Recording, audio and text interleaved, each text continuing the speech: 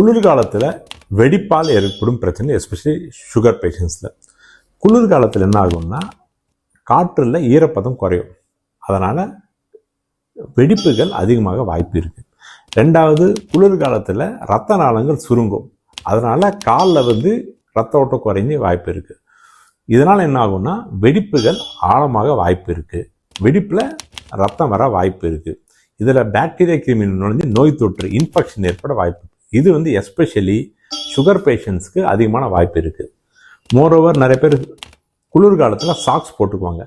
Socks போட்டு குளிர்கோசரம் பாதுகாப்புன்னு socks போடுறதால அவங்களுக்கு சின்ன பாதிப்பு ஏற்படும் தெரியறதில்லை. ஸோ சுகர் பேஷண்ட்ஸ் இல்லாட்டி சாதாரண எல்லாருமே வெடிப்பு இருந்துச்சுன்னா பத்திரமா உங்கள் காலை பத்திரமா பார்த்துக்கோங்க. வெடிப்புக்கு உண்டான ட்ரீட்மெண்ட் கரெக்டாக கொடுத்துருங்க. காலில் ரெட்னஸ்ஸு, வலி, குளிர், உடம்புல குளிர் அந்த மாதிரி ஏற்பட்டுச்சுன்னா உடனே உங்கள் மருத்துவர் அன்னைக்கு அந்த வெடிப்பில் தான் இன்ஃபெக்ஷன் இருக்கான்னு பார்த்துக்கோங்க.